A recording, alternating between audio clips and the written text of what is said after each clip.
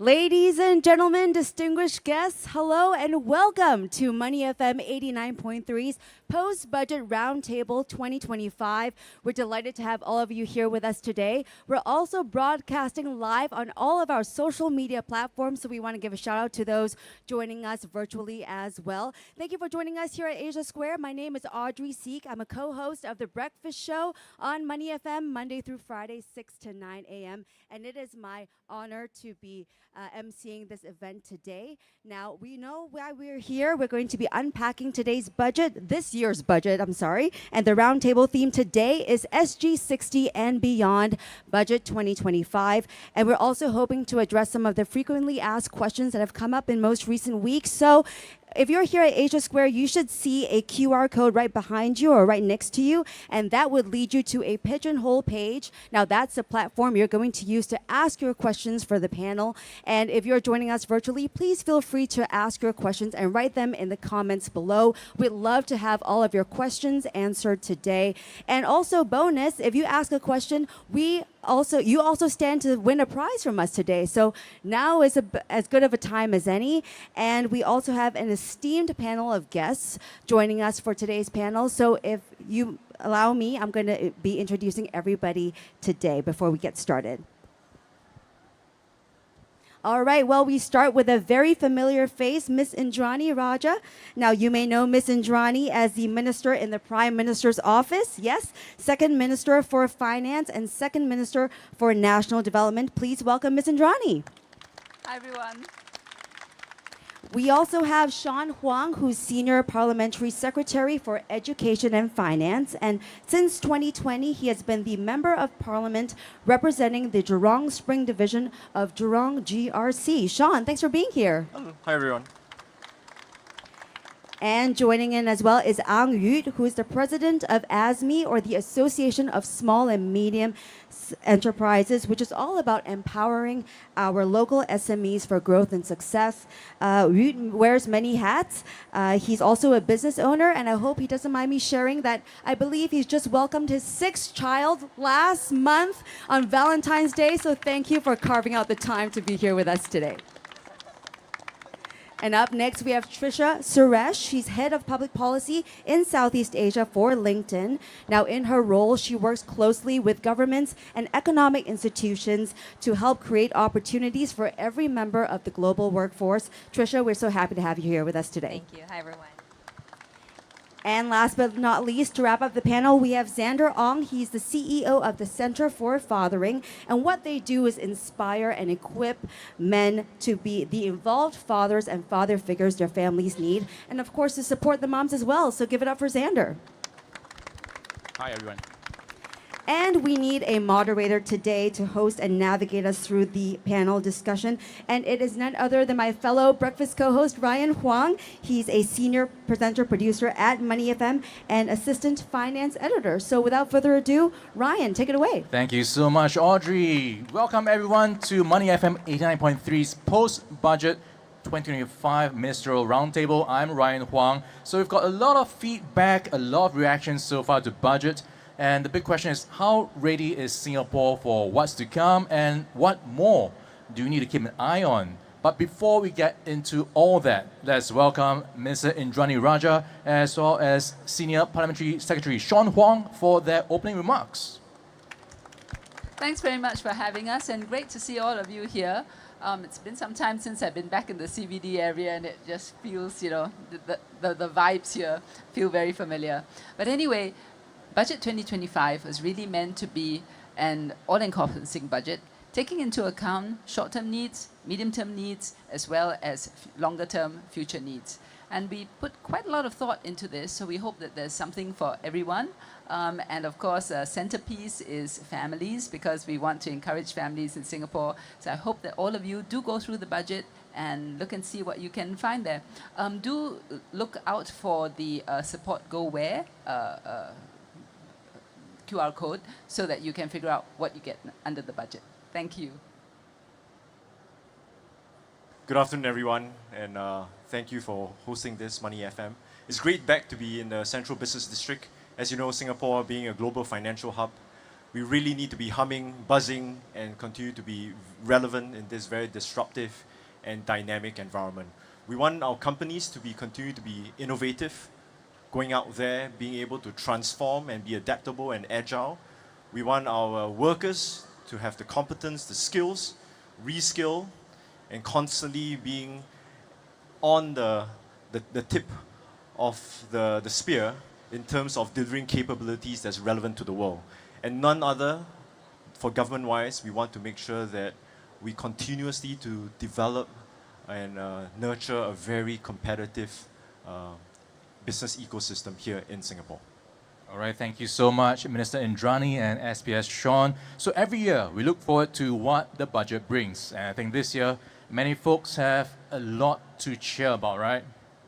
But it's not just about the vouchers, it's also taking steps to strengthen Singapore's social support system and the economy to make sure that nobody is left behind. And I think it's a good chance to start a bit of a warm-up question.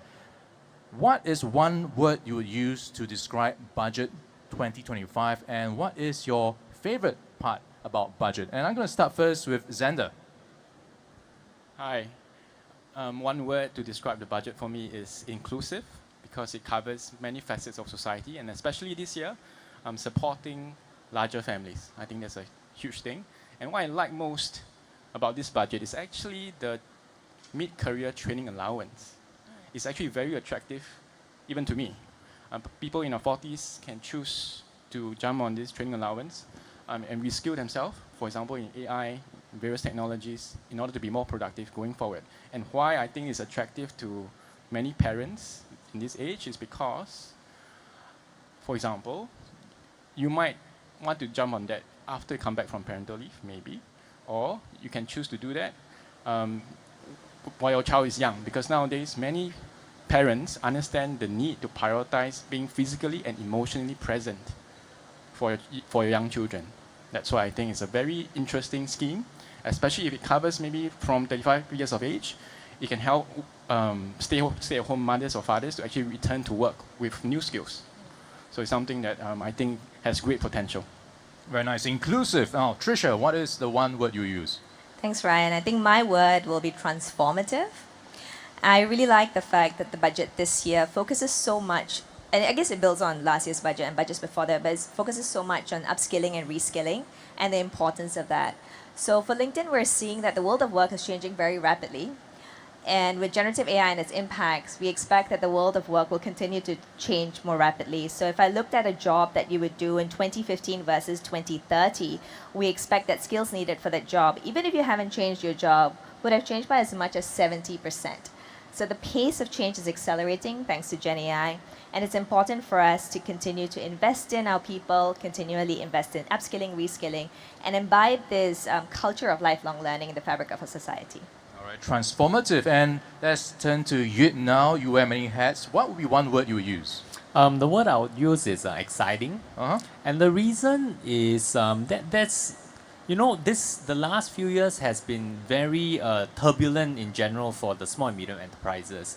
And it's very important in the coming years with the challenges in terms of trade, in terms of the economic headwinds, as well as technology, that SMEs have the access to the support and the site to move forward.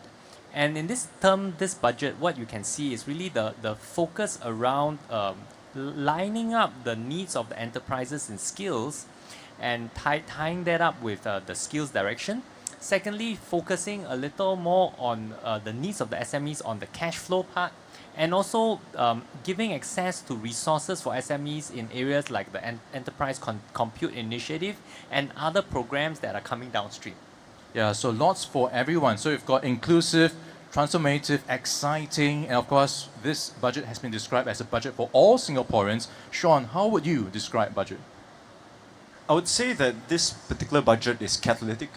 It's catalytic in such a way that it enables and reinforces capabilities for enterprises to continuously think of transformation, to think of innovation, to think of delivering more revenues for growth, expanding to the region, and have the ambition to internationalize. And in specific, government has come in to further enhance One Tenderlight as well as the innovation programs, and that's something that government can be part of this the journey to further boost our enterprises here in Singapore. All right, thank you, Shawn. Minister Indranee. I think one word I would use is together.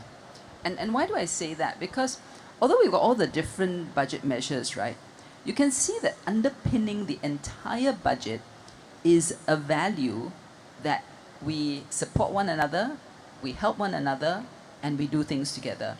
So just take the cost of living measures, that's really telling Singaporeans, we've got your back, you're not alone in this. Then you've got the philanthropy measures, right? That's really calling on the corporates, do more for others who are in need. Then you have the business part, where government's putting in money to help SMEs, to help larger companies. So that whole idea of we're in this together. And that's what this budget is about. All right, lots to get through for this budget, and broadly you'll be diving into three main areas: support for businesses and workers, support for families, and supporting growth sustainably. So in this increasingly uncertain world, I think many of us worry a bit more about how to stay relevant, how to compete, to survive, to thrive in order to build a better tomorrow. And Singapore has been pushing for skills upgrading as one of these ways to mitigate those concerns. And in this budget is no different.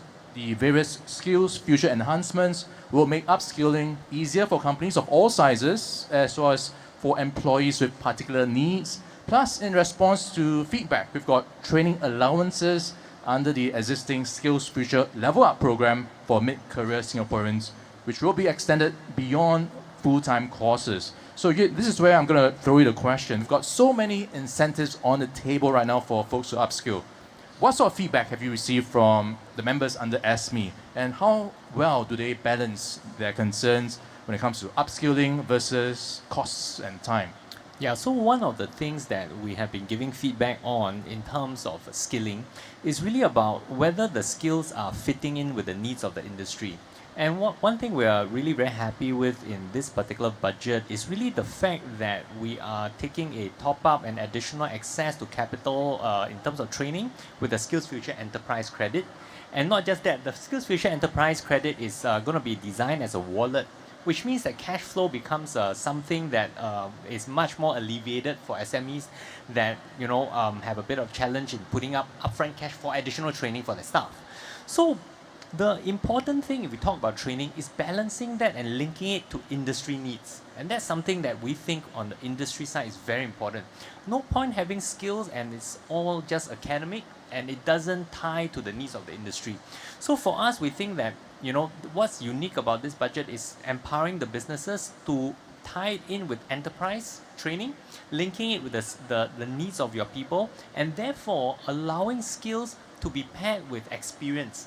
And we all know that when employers employ, they are looking at not just skill but also your portfolio. And having that tied together is a very critical part of upskilling and having a workforce that keeps progressing on. Yeah, so very important to have that connection or match between skills and what's needed in the industry. And Tricia, you watch what is happening between companies as well as their journey to upskilling. What are you observing when it comes to how they are embracing skills upgrading and learning? How much is that gap between knowing that's important and actually doing it, doing something about it and going on board to actually go on these courses and so on?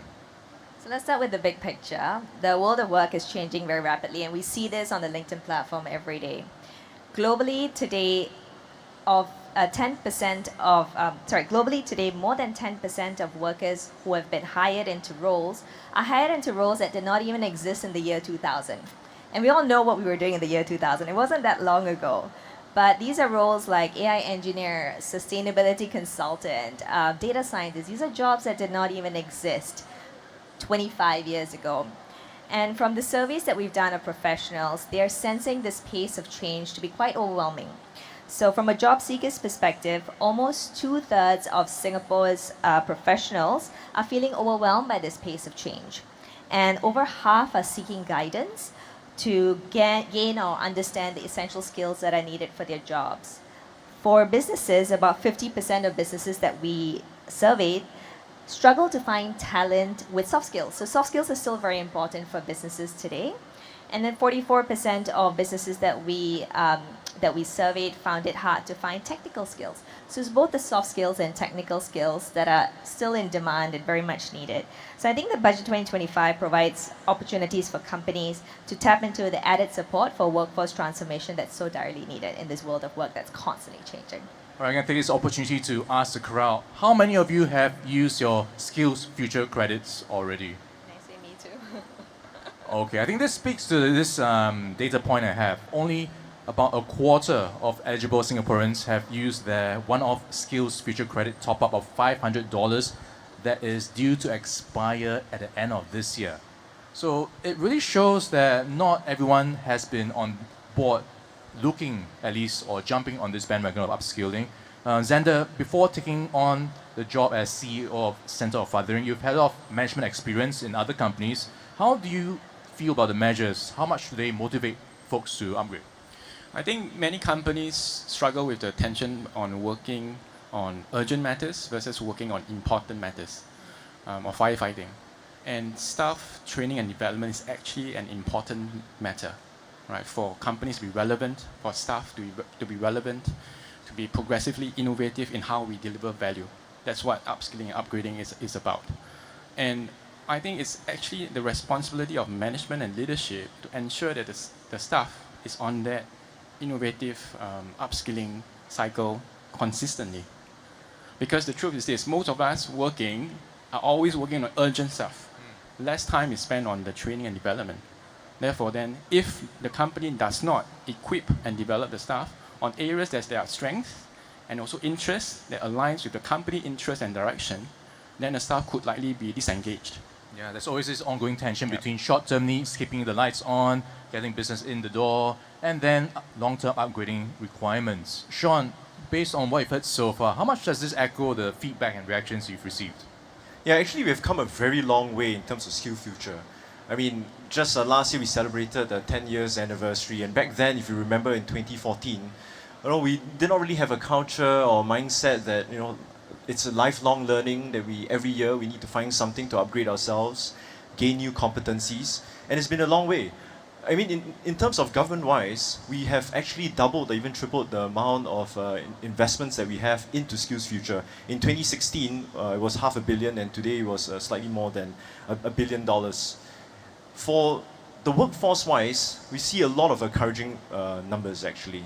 Although, Ryan, you mentioned that the numbers may be still a little low, but actually we have an explosive growth. Just about 2 years ago in 2023 compared to 2024, there's close to about 37% increase in the number of people using their Skills Future credit. So I think we started on that. At first, when we first started Skills Future, there was a plethora of courses that were available. But back then, compared to 10 years today, I think Skills Future today is a lot more accessible. In terms of online and offline platforms. It's a lot more affordable because there's a lot of grants, subsidies, companies coming in and funding that as well. And thirdly, I think the quality of Skills Future has really deepened in leaps and bounds, especially in collaboration with industry partners, in collaboration with IHLs, to really deepen those core skills that are relevant in industry today. All right, just to Well, just want to add to that. This year's budget actually does a further enhancement because one of the things that holds people back from using their Skills Future is actually time. Because they're in full-time employment, they can't take the time off. So this year's budget actually extends the Skills Future Level Up program to those who want to take part-time or take courses part-time. Yeah. That's right. So for those who are looking to go for part-time training, they can receive monthly allowances of $300. So that goes some ways to persuading them to go on this upskilling journey. And just building on what you said, Shawn, PM Lawrence Wong, in his budget speech, emphasized the importance of advancing Singapore's growth frontier to maintain competitiveness and improve the well-being of Singaporeans. What comes to your mind when we hear the phrase growth frontier? What should we be looking at more closely? I think in terms of growth, industry will definitely be at the forefront on what the future holds and what are the value propositions that we need to bring forth to be relevant. And relevance is absolutely important. Companies need to constantly transform themselves to bring value. Workers need to reskill and gain more competencies. We need to be multidisciplinary. We need to build depth in what we are able to do. And all these things coming together is to really deliver, to be able to harness the opportunities that are given in the future economy. It's going to be a very competitive landscape out there. So in terms of business transformations and business models, government is coming in terms of the Productivity Solutions Grant. There is the Enterprise Development Grant. There's also the Enterprise Innovation Schemes, and many more that you can see on ESG and EDB as well to boost and help uplift these enterprises. In terms of the workforce, Skills Future will continue to be a mainstay, and we continue to encourage workers to work together, especially with the NTUC company training committees as well. That's where industry work closely with IHLs together with union to then deliver capabilities and training that's immediately relevant to the workforce and to the company. And that actually reduces a lot of dead weight and overtraining or undertraining. You're really training to the specific role and for the future. There are many other innovation stuff that we have put in. For example, more recently, we have topped up the National Productivity Fund. Being able to a financial center and a global hub, we must be able to continue to be able to attract national, multinational enterprises. Why? They bring a lot of value in terms of the ecosystem. They are able to seed capability, the downstream effects and businesses that are welded into the SMEs as well to build vibrancy and dynamism.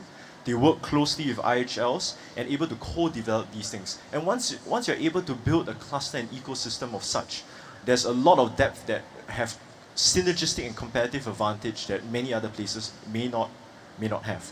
So, and obviously there are many other things. For example, more recently there's the private credit growth fund that can be used in complement with the EIS and EDG funds to help local businesses and SMEs rethink about their cash flow, rethink about their regional ambitions, and also their global aspirations. Thank you. All right, so with an eye on the future, I think the next question is going to Tricia when we are talking about growth. What are some of the top skills in demand these days? I think everyone's keen to find out what they need to be ready for in future. What are you seeing in terms of the demand for skills? What do we need, and how much of a talent crunch are we seeing? So every year LinkedIn puts out a report. We call it the Jobs on the Rise report. These are roles that are coming up, the fastest growing roles that are coming up on our platform.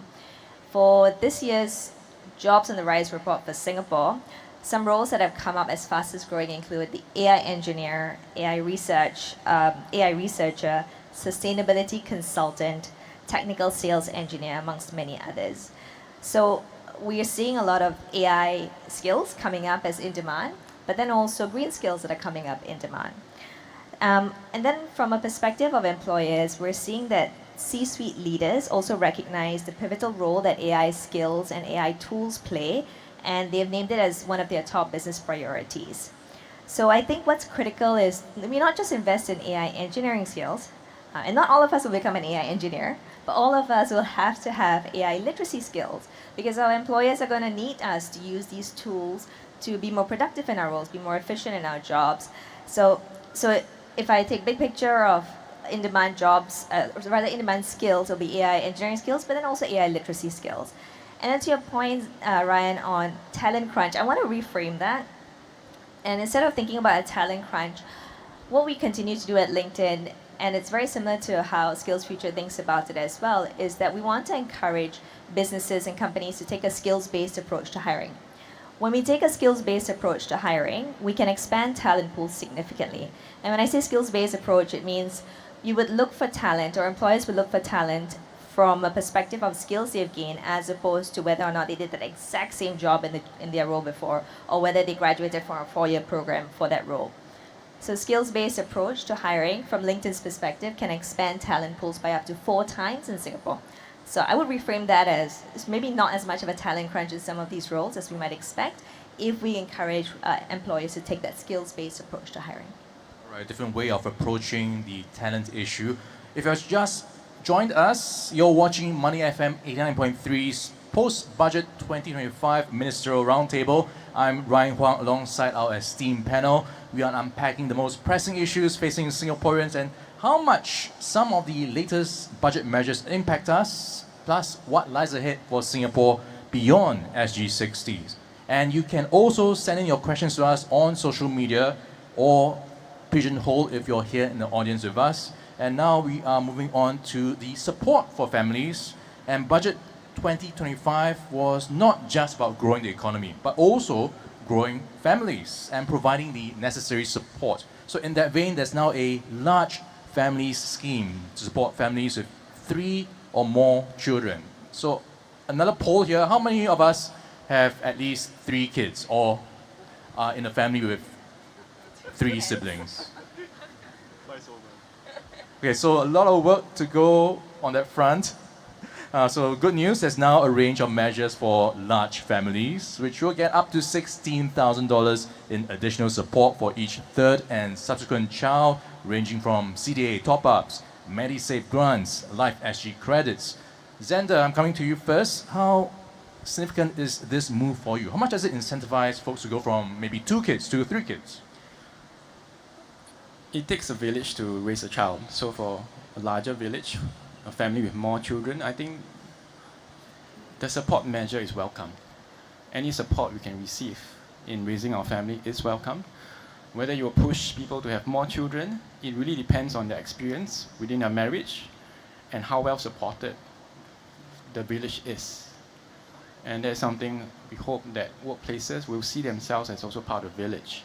I think incentives or support measures alone are just part of the conversation.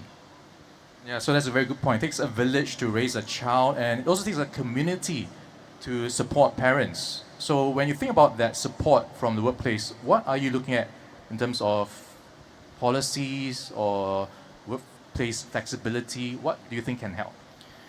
So the first part is certainly policies that minimally adhere to government guidelines or schemes like the parental leave scheme.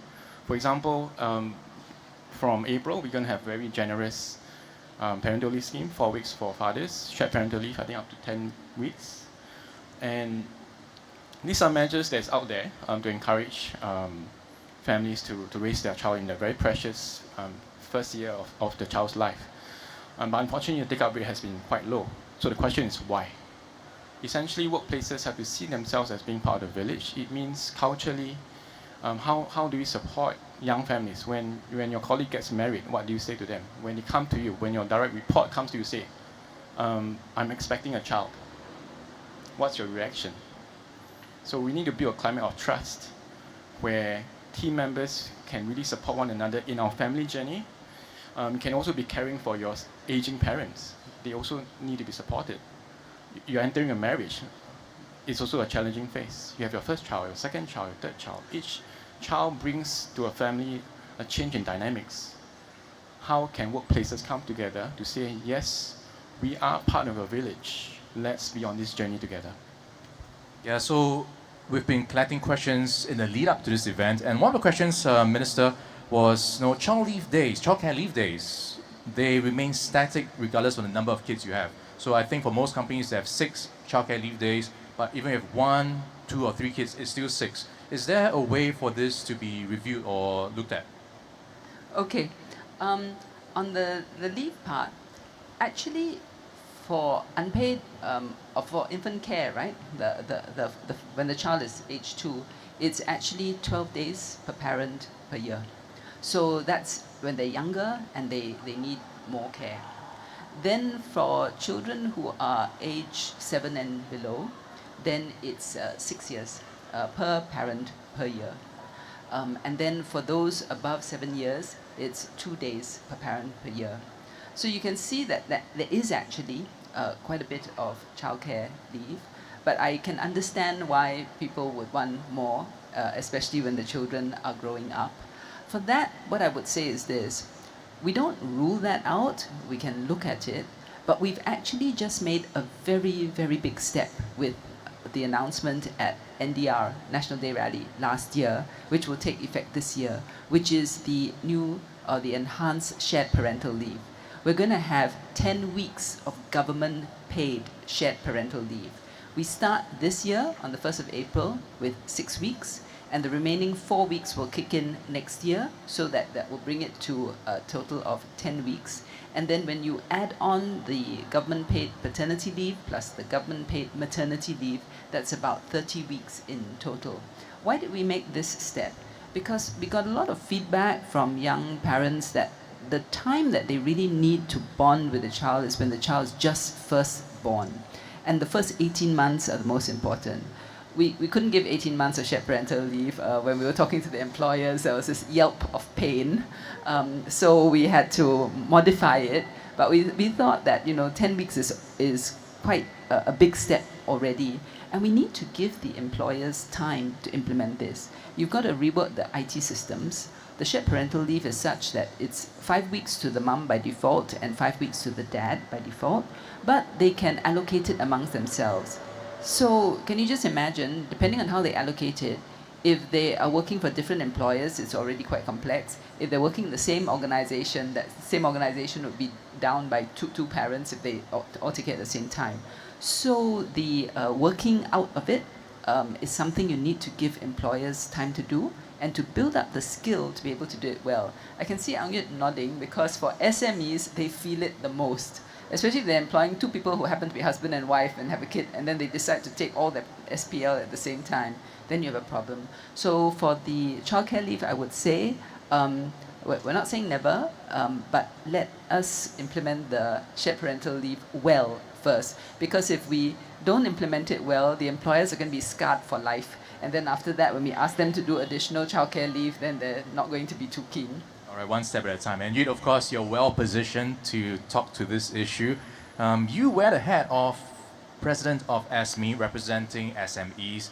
You also wear the hat of a dad of 6 kids. So how do you sit on this issue? Yeah, now I was just listening to Min Indranee speak, and I was like, yeah, I'm trying to think like wearing both hats on which position, right? And I think that what Min said was very accurate in the sense that I think right now we are really moving towards a more supportive environment and government supporting bigger, large families and more people having kids. And I think we need some time for the whole system to kind of take it in. And as SMEs and businesses tweak their systems, it also takes time for them to adjust and to figure out what's the best way to take it in and support it. Now, in all my conversations with SME owners, they are all very supportive of larger families and people having more kids.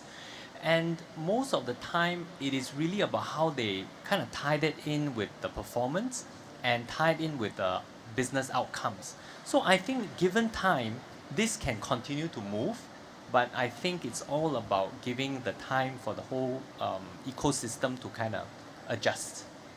So some adjustment needed. And Tricia, let's bring it into the conversation. Now, with all this help available, how much is it about people taking ownership of the issues and taking their own initiative, so to speak, to find a solution?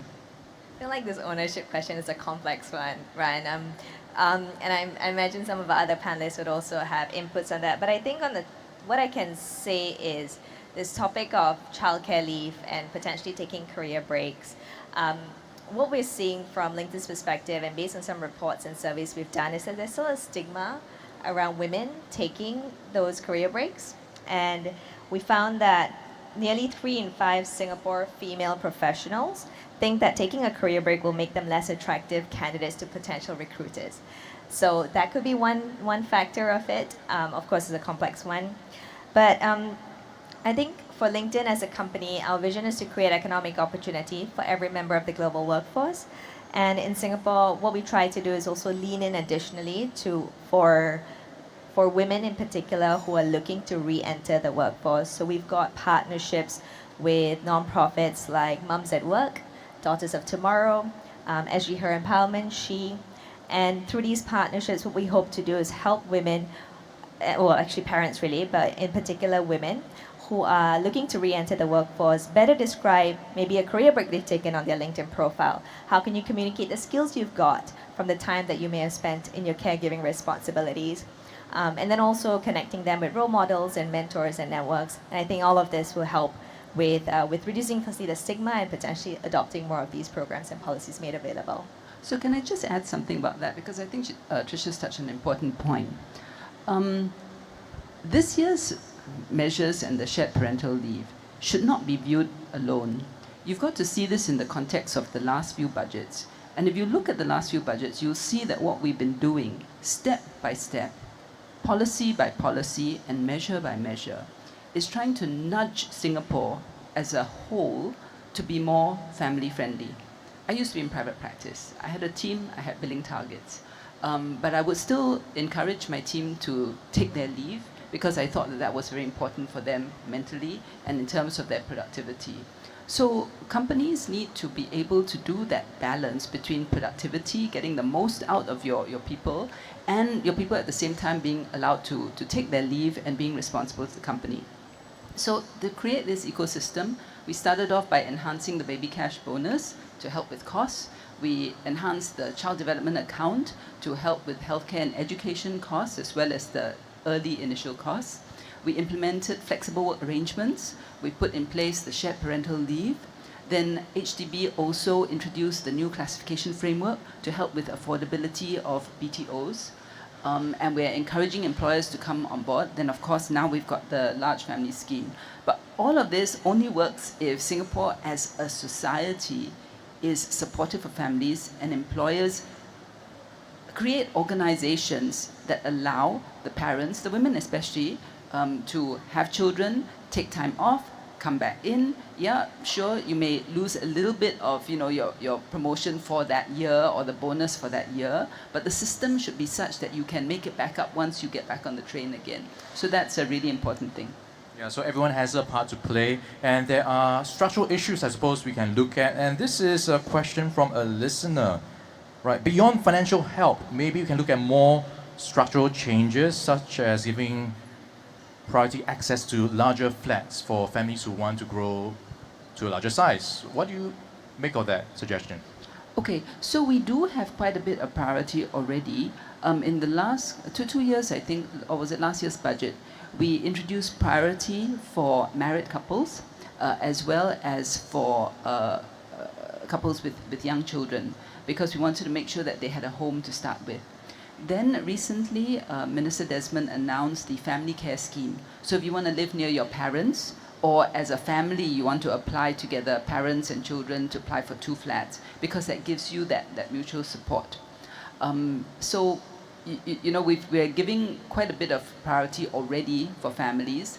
I think the ask was priority for bigger flats for larger families. That's something you have to look at, but you've got to balance with the affordability part as well, and the accessibility, where to put these flats, etc. So that's something that we can look at for the future, but for right now we've made quite a number of very progressive steps to support families. All right, and one more question for you, Minister. So there is this question about incentives. We have incentive for 3rd child onwards. Why not focus on the 2nd child onwards? Because from 1 to 2, it seems like an easier step forward, because maybe your sibling or your child's alone. You need another one to come along. It's less of a jump. So why not start from there? Okay. I think one of the big tasks we have at hand is actually to start moving away from the word incentive. It's something that's been buried deep in our psyche for many years. But honestly, families are not coin machines. It's not where you slot in, a coin or a cost, and then out pops baby. It doesn't work like that, because cost is not the only factor that people take into consideration. So I think you will find that in all of the communications and the speeches, we are now talking a lot more about support, because that is what it really is. Support to buy your house, support to for the costs, support at the workplace, and that includes your colleague covering for you when you're away. Flexible work arrangements, which requires HR support. And when you have an environment or an ecosystem that is generally supportive, then I think it will encourage Singaporeans to have children, whether it be 1 or 2 or 3, because, you know, between 2 and 3, there are other considerations you have to take into account as well, right? So I think as we can, that's why our tagline is the Singapore made for families, because we really want a whole of society that's supportive of families as a whole. All right, thank you for your questions. Keep them coming. We have Pigeonhole for those of you on site. Send them in there, or if you're on social media watching us now, place a comment and we will look at them and see if we can weave them into the conversation. Now, moving on to building a sustainable Singapore. Budget 2025 is themed Onward Together for a Better Tomorrow, or in some ways, we could say a greener tomorrow. To that end, we have initiatives like the Future Energy Fund, and the Coastal and Flood Protection Fund was topped up with $5 billion this year. We are also encouraging cleaner energy adoption through measures like the additional flat component of the road tax for electric heavy goods vehicles and buses. So there's a lot going on. Minister, as a country, for both corporates and individuals, are we progressing well enough so far when it comes to taking sustainability seriously in Singapore? Well, we take sustainability very seriously because of all the countries in the world. Singapore is one of those at the largest risk. We are such a tiny, small little island. And can you imagine if once the glaciers start melting, and one of the world's largest glaciers recently just came aground, right? And it's going to start melting away. The sea levels are going to rise. And then before you know it, can you just imagine if we had an extra meter of water here, or 2 meters, in fact, projected to go up to 4 meters. So in Singapore, we take climate change very, very seriously. That's number one. But number two, also because of our size, think of our resources. We don't have unlimited funds, unlimited resources. So what we have to do is we have to plan ahead. We have to plan in a systematic fashion. And you see it in this year's budget, because you can't wait till the time when we need to put in place measures and suddenly look around for the money. So what we do is we set aside various funds. We've got the Future Energy Fund so that we can start looking at renewable energy, clean energy, alternatives.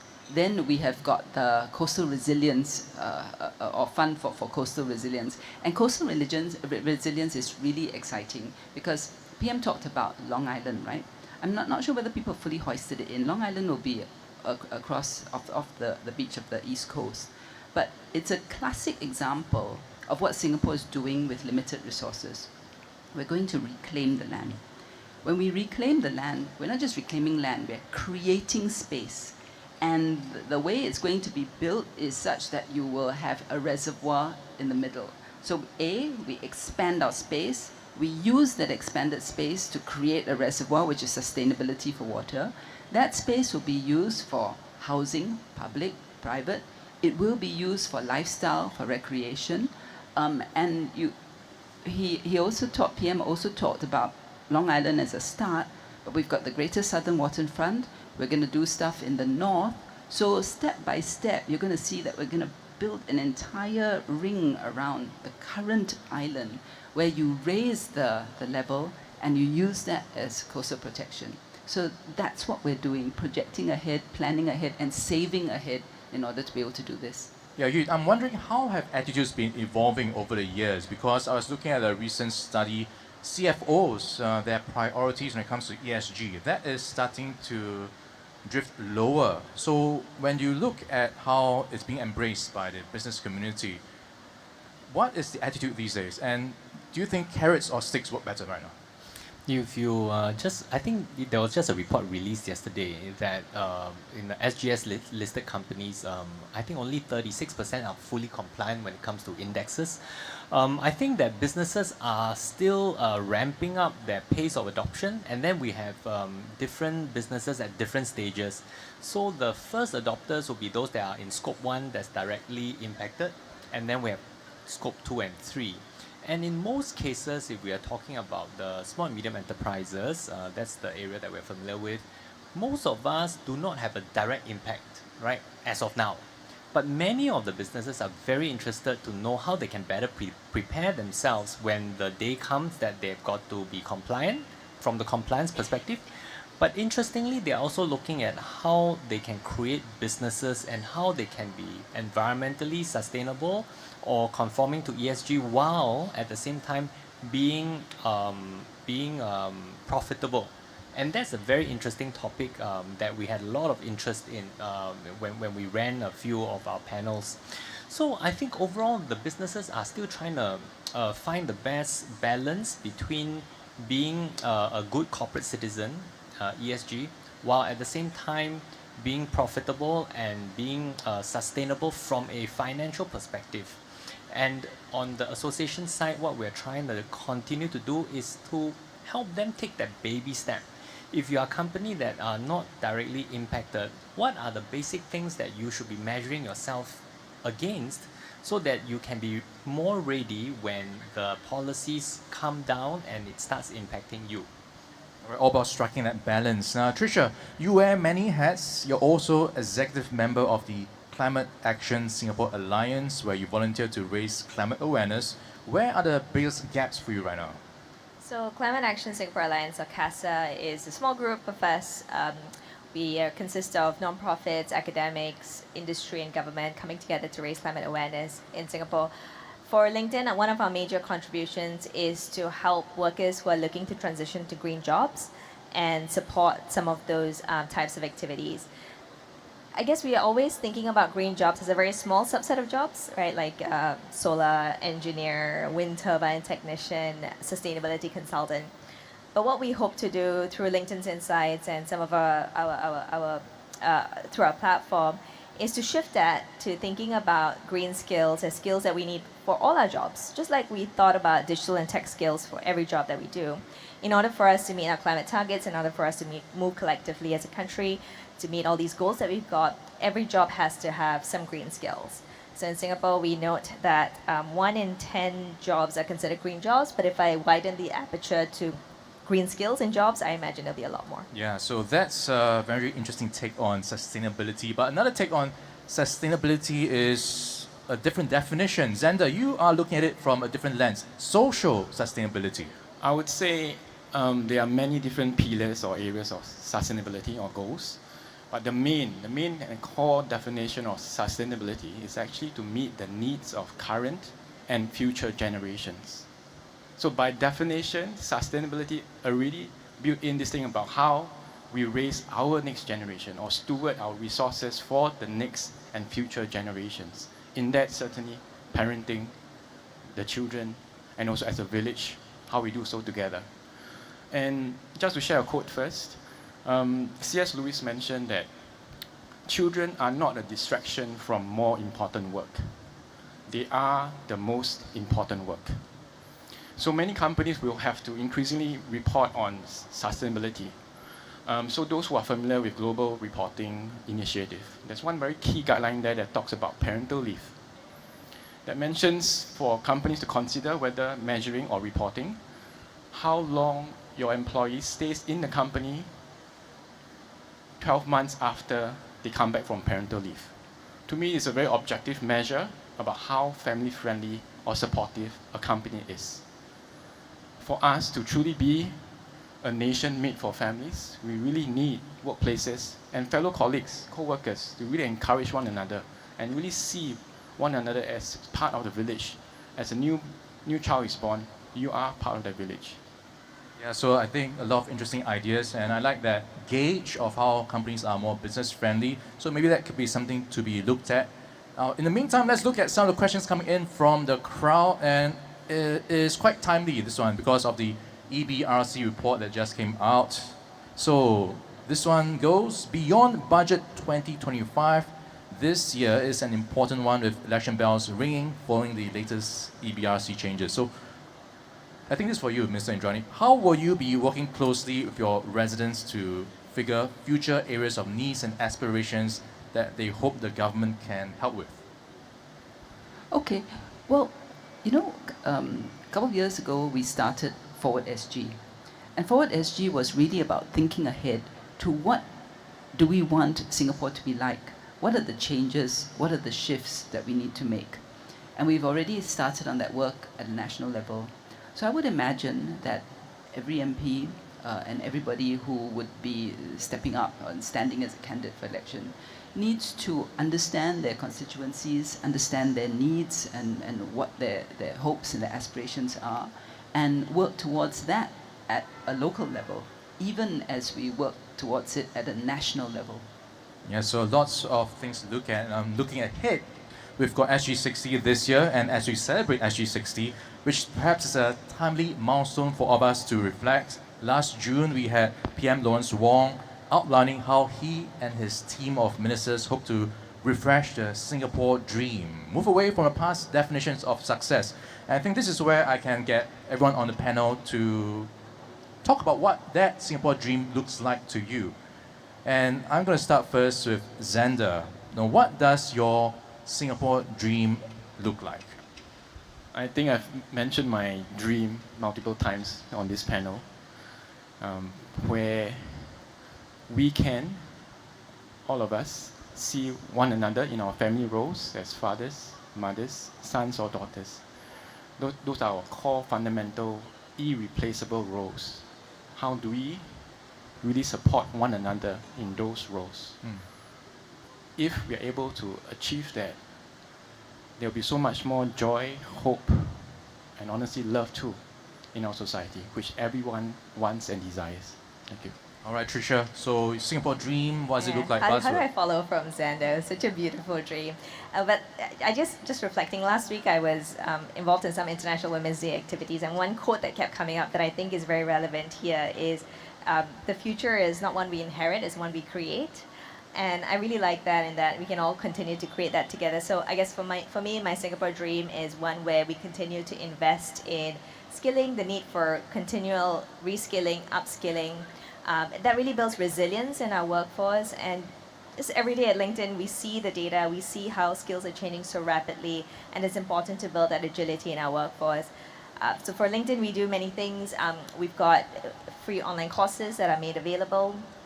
We have partnerships with NTUC Learning Hub, for example, where one can use Skills Future credit to upskill. And there are many ways in which we continue to upskill and reskill our workforce.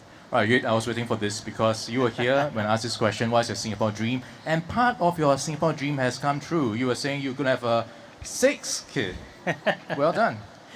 Yeah, we're still considering whether to expand on that. 7. But I think 6 is quite enough for now.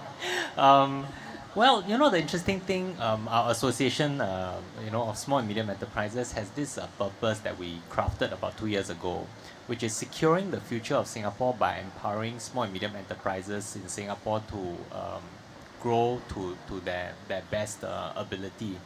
And we think that, my own dream is a very strong and vibrant economy, with a good flow of micro businesses growing to small businesses, business growing, small one growing to medium, medium growing to large, and large one becoming multinationals.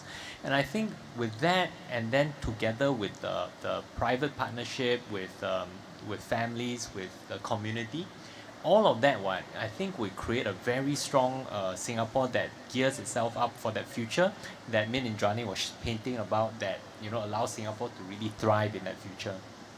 All right, Shawn, coming to you first. What's one thing you hope Singaporeans can work towards together to build that new Singapore dream that we want to define?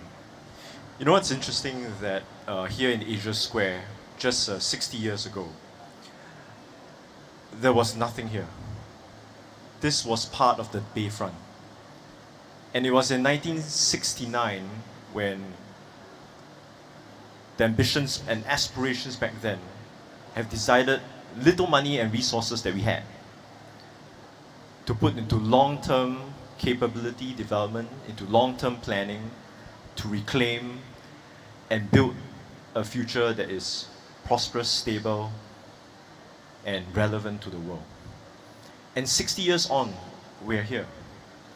We're here because we must have ambition for the future. We must be courageous and industrious.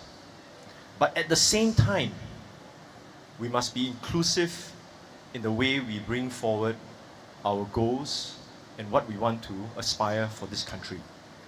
Because only when we progress together, as in how we have done and started our conversation of Ford SG in April 2023, can we build a Singapore that's truly inclusive going forward? A place that is compassionate, a place where everyone is unique on their own, but being able to then amplify their gift to bring collective and diverse capability for a vibrant city to come to bear. And most of all, we must be united. Earlier this year, in January, at the Singapore Calligraphy Society, every year there was this Hui Chun event. And every year someone will be invited to do a freestyle calligraphy to write a particular couplet. This year I had the honor to be invited. And it took me several months to think of how succinctly could we deliver a message of importance that is relevant to all of us for the long term. And I thought about it for many months, and it came down to 5 words. And the 5 Chinese words that I wrote was 家和万事兴. 家和万事兴. Because with an inclusive, compassionate society that's united and cohesive is the basis and foundation that enables us to build anything that's possible. That will bring abundance, that will bring wisdom, that will bring collective will, ambition, aspirations to bring everyone together. And once we're able to do that, Singapore will be unstoppable. All right. And that's my aspiration for Singapore. Thank you.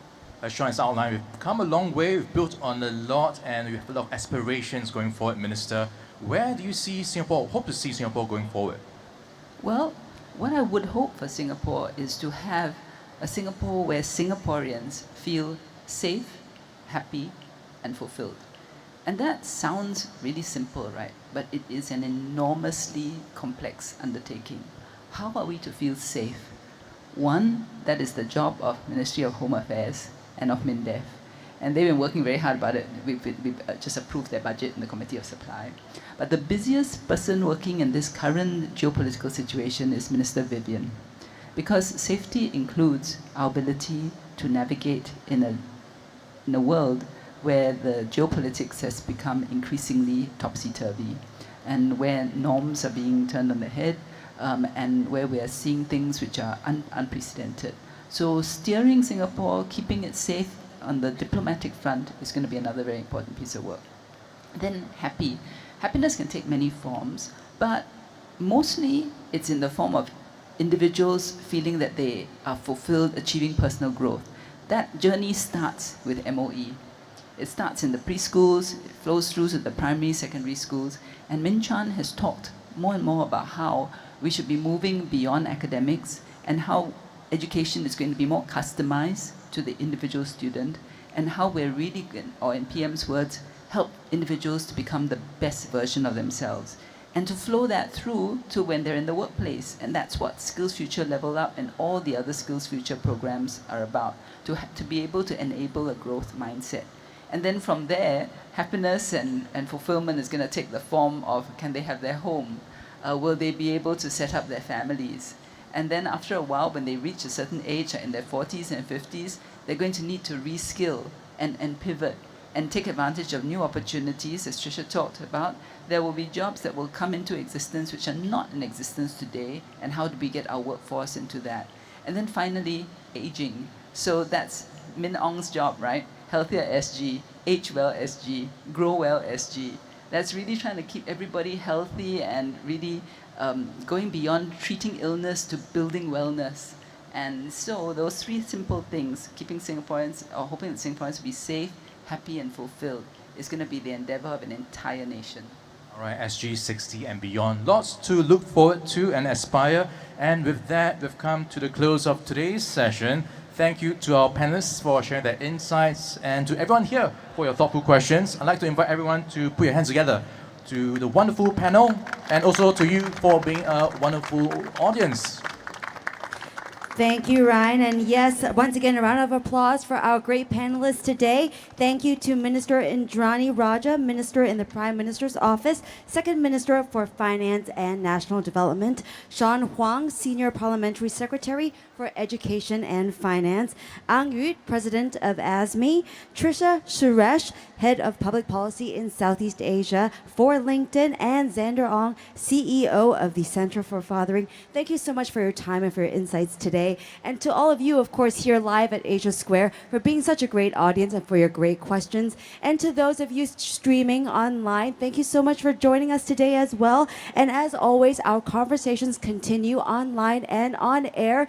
We stay tuned to us on Money FM 89.3 because we have shows throughout the day, the latest updates in the news, financial updates, as well as in-depth interviews. So please also follow us on social media on LinkedIn, Instagram, Facebook, as well as Telegram for more events, giveaways, and discussions like this. I'm Audrey Seek from The Breakfast Show, Money FM 89.3. Thank you so much and have a great Wednesday ahead. Thank you.